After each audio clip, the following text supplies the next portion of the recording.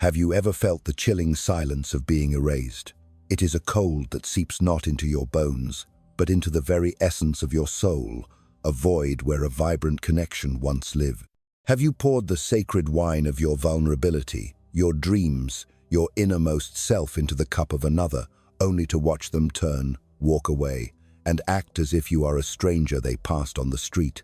They treat the sacred moments you shared, the promises whispered in the dark, the laughter that once echoed between you, as nothing more than dust motes dancing in a forgotten sunbeam, insignificant and gone in an instant. If this feeling resonates deep within you, like a bell tolling in the chambers of your heart, understand this with absolute certainty. This is not a sign of your insanity. It is not evidence that you are too much, too intense, or too difficult to love. It is a profound, soul-shaking signal from the universe. You have not stumbled into madness.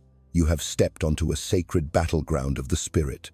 You have encountered a powerful and ancient spiritual dynamic, a karmic crossroad that holds the potential to either shatter your perception of reality or awaken you to a truth so deep, so liberating, that it will forever alter the course of your life. If this message has found its way to you, through the noise of the world and the chaos of your mind, know that this is no accident. This is a divine appointment. Your spirit, in its infinite wisdom, has been searching for these very words, for this profound validation, for the key to unlock the prison of confusion they left you in. Before we delve deeper into this sacred mystery, I invite you to join me in a moment of stillness. Take a slow, deep breath and feel the air fill your lungs as a symbol of your own life force, a force they could not extinguish. And if you feel the vibration of truth in these words, if your very bones seem to hum in recognition, show your alignment with this awakening. Affirm your journey by liking this video, subscribing to receive more divine guidance, and by sharing in the comments a simple, powerful declaration. I am seen, because you are not alone in this sacred storm.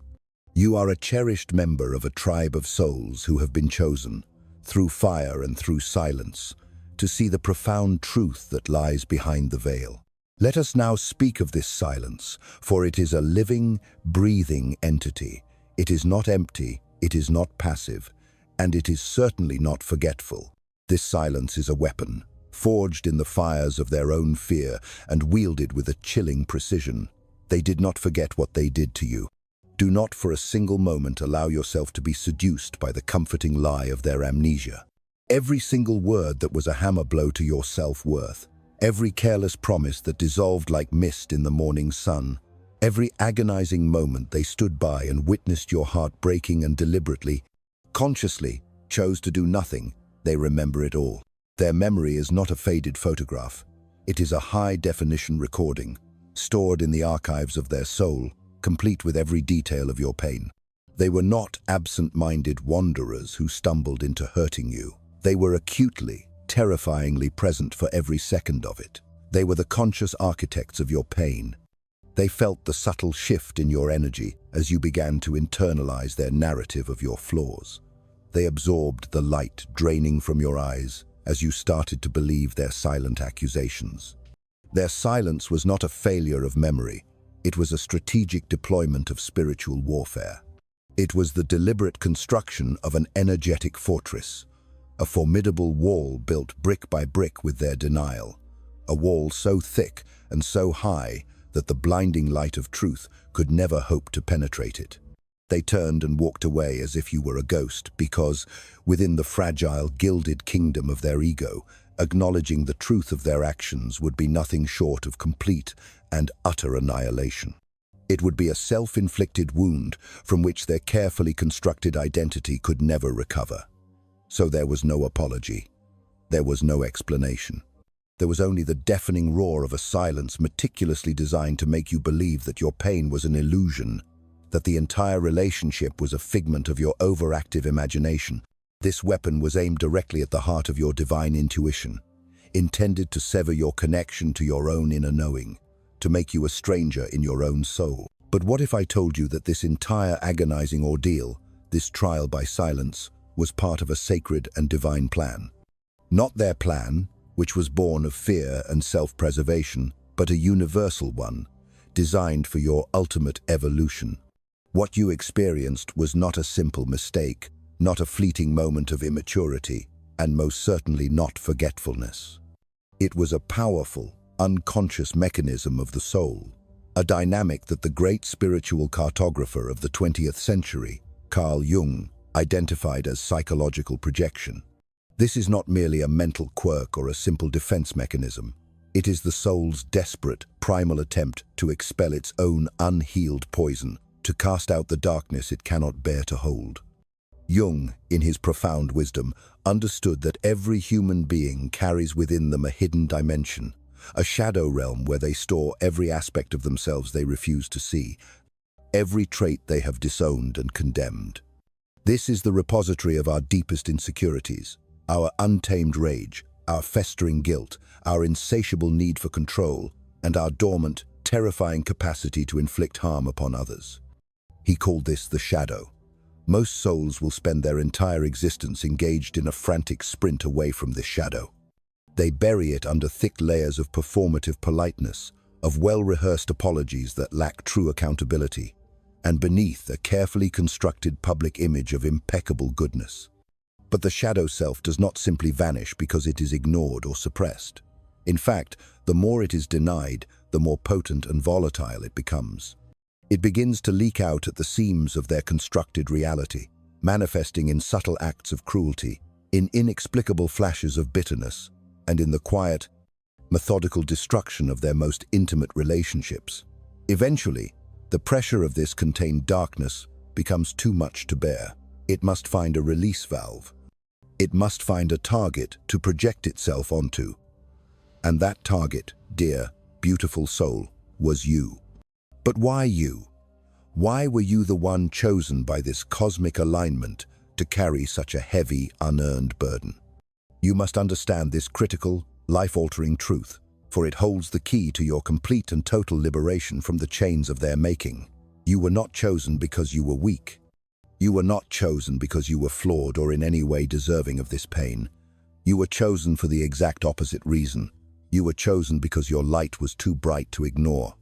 Your very presence, your unwavering authenticity, your high energetic frequency, acted as a perfect, unflinching, and sacred mirror. In the pure reflection of your soul, they were forced to see everything they had refused to confront within themselves. Your innate compassion became a spotlight, highlighting their casual cruelty. Your commitment to truth illuminated the intricate web of their deceptions. Your capacity for deep, unconditional love exposed the barren, arid deserts of their own emotional landscape. You did not provoke them with your words or your actions. You provoked them with the simple, profound truth of your very being.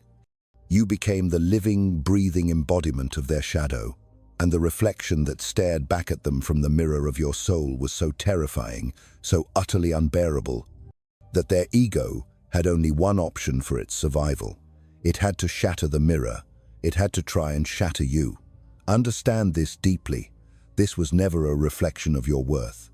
It was, and always will be, a testament to your immense spiritual power. They needed you to carry their darkness because they lacked the courage, the strength, and the spiritual maturity to face their own.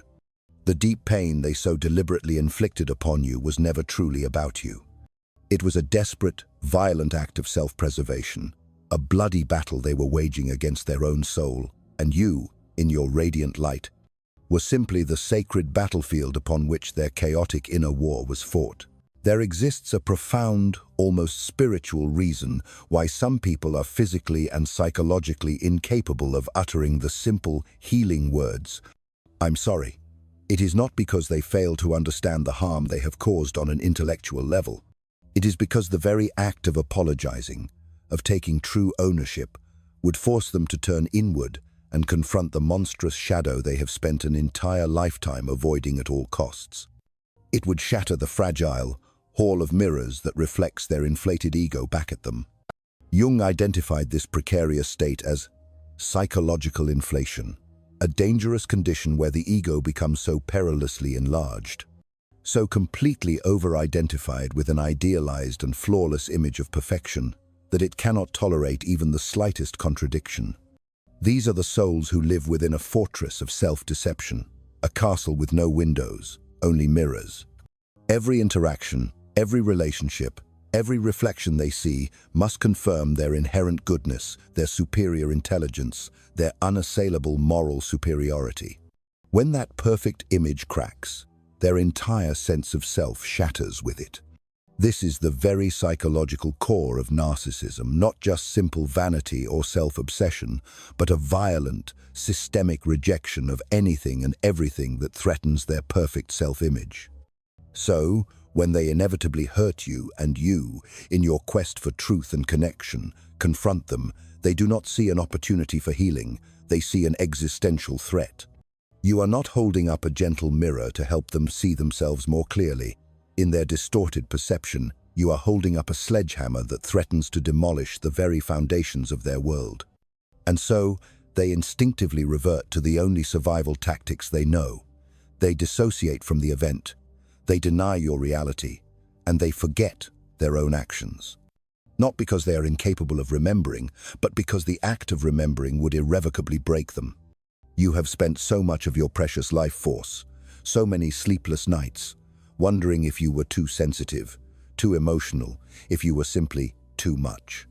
But now, let me offer you a divine truth, a piece of wisdom that Carl Jung himself would have whispered to you in your darkest, most confusing moment. You were not weak, you were profoundly awake. You had the courage to see what they refused to see in themselves. You had the capacity to feel what they had long ago buried under layers of stone. You had the integrity to name what they so desperately denied. That, my dear soul, is not a weakness. It is a sign of immense, divine clarity. And in a world that often rewards illusion, clarity always comes at a cost. They did not erase you from their story because you didn't matter. They erased you because your truth was the one thing they could not face without cracking into a million pieces. They needed you to be gone, to be silenced, so they could keep their precious mask firmly in place. But hear this now, and let it settle into your heart. Their denial does not, and cannot, make your truth disappear. Your pain is real, and it is valid. Your memory is a sacred testimony. Your experience was never too much. They simply lacked the divine strength and spiritual fortitude to carry the weight of their own actions. And so, in an act of profound cowardice, they handed their burden back to you, wrapped in the suffocating blankets of silence, blame, and shame. But here is what truly matters now. In this moment of awakening, you did not lose yourself in their storm. You are still here. You are still breathing. You are still on a sacred path to healing. And that means, unequivocally, that they did not break you. They only served to reveal you. Because real, authentic love always remembers. Real maturity has the courage to say, "That was my fault." Real, lasting healing does not come from the act of erasing the past, it comes from the sacred act of integrating its lessons. Let this moment be the line you draw in the sands of time, a sacred boundary etched not with anger, but with the profound, unshakable ink of self-reverence. Let it be a holy demarcation that declares, with the quiet authority of a mountain, that this far, and no further, will you carry the burdens of another's soul. This is the precise, pivotal moment you stop the self-flagellation, the moment you cease blaming yourself for their deep-seated fear, for their stunted emotional maturity, for their desperate, terrified inability to face their own reflection in the mirror of your heart. This is the moment you finally, gracefully, turn around from the barren landscape of their silence and begin the sacred pilgrimage back to the one person who has been waiting with infinite patience for you through it all. The one who has been the silent witness to your every tear, the steadfast guardian of your flickering flame, the one who was always there, whispering the truth, even when they made you question her very existence. This agonizing experience is not your ruin. It is not a testament to your failure or a scar upon your worth. It is your sacred, undeniable, and glorious awakening. It is the crucible in which your true strength was forged, the darkness that was necessary to reveal the indestructible nature of your own inner light. From this day forward, you are released from the obligation to explain your truth. You never have to justify your reality again. Not to someone who actively, willfully, refused to hear it, and especially not to someone who was so utterly terrified of what your truth would reveal about their own carefully constructed lies.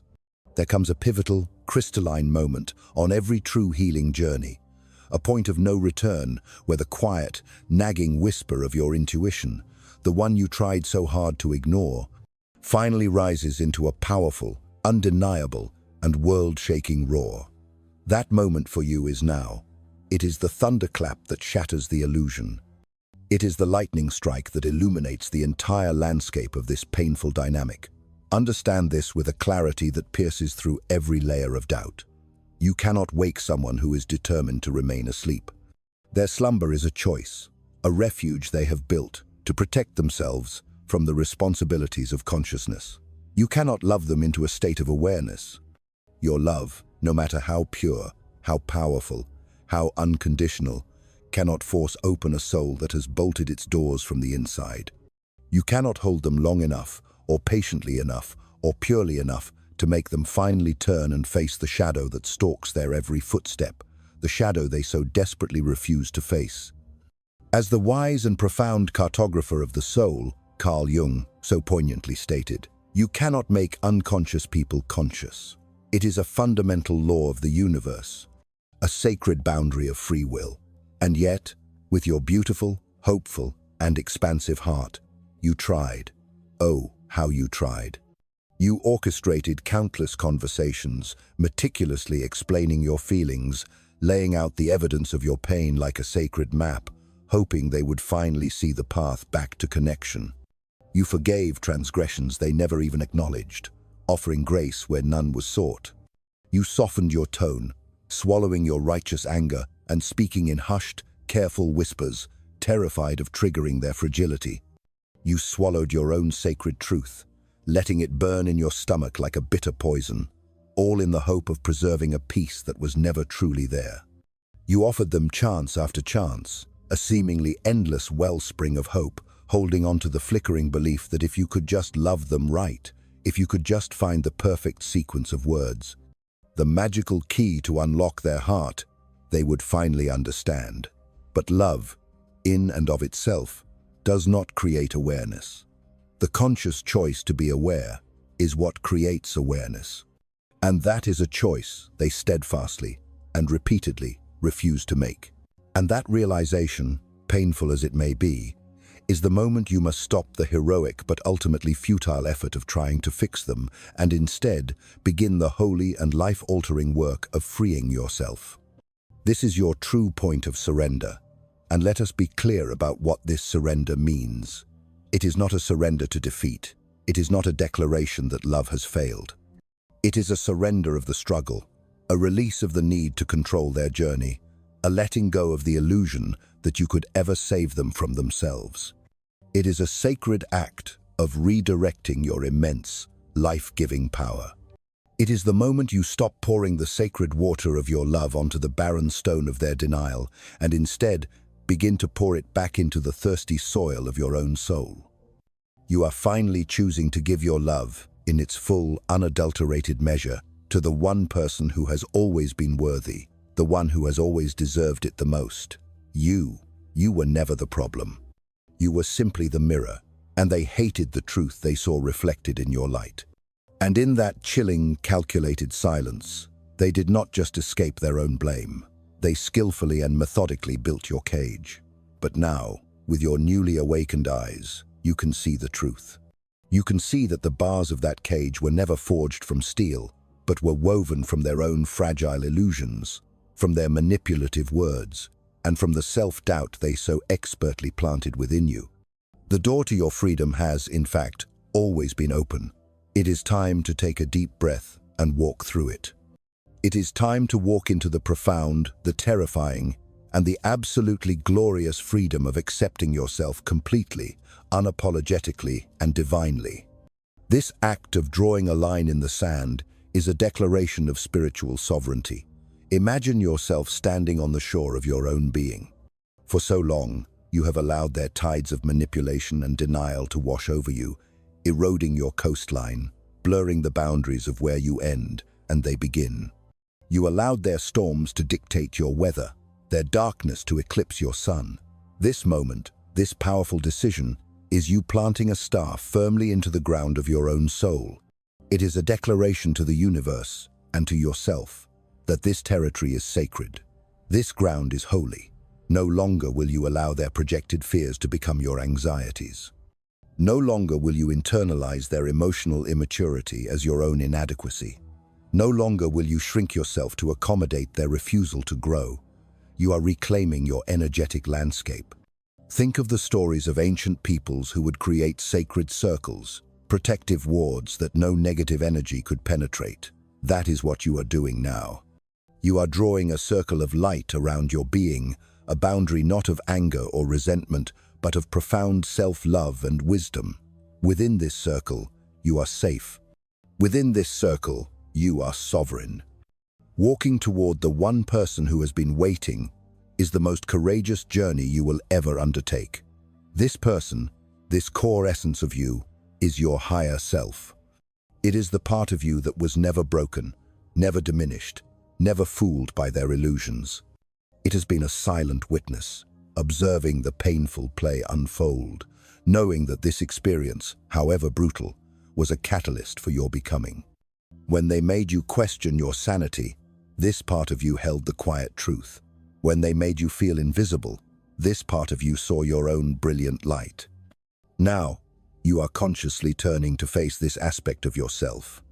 It is a homecoming. Imagine the feeling of returning to a beloved childhood home after decades of being lost in a cold foreign land. The scent of familiarity, the warmth of a hearth that has been kept burning for you, the overwhelming sense of peace that says, you are home, you are safe, you are loved. This is the journey inward. It requires you to sit with yourself, to listen to the whispers of your own soul that you silenced for so long. It means taking yourself on dates, buying yourself flowers, speaking words of kindness and affirmation to your own reflection.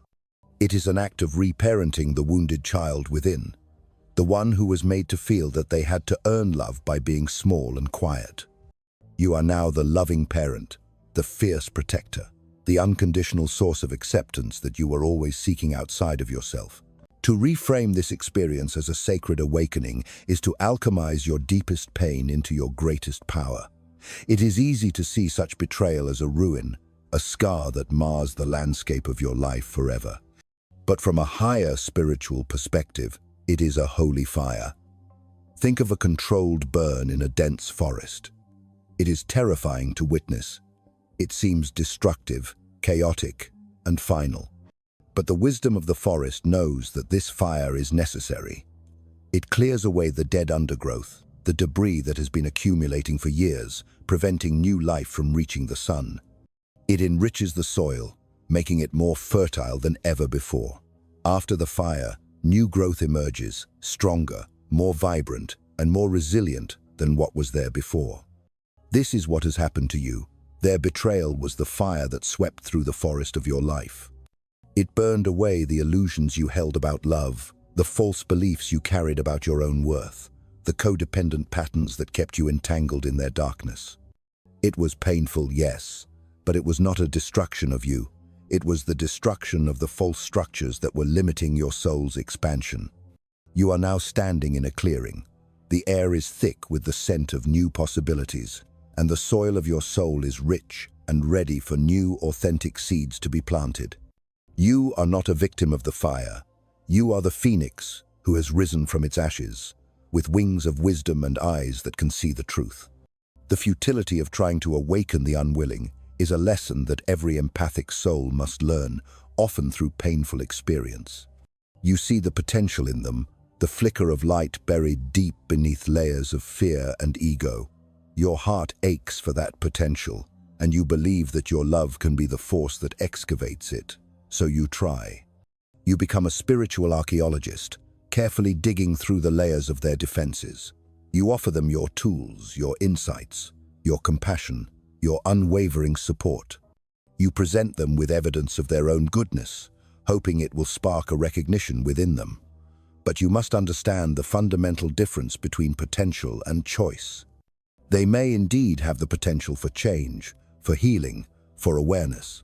But as long as they do not choose it, your efforts are like trying to teach quantum physics to a stone.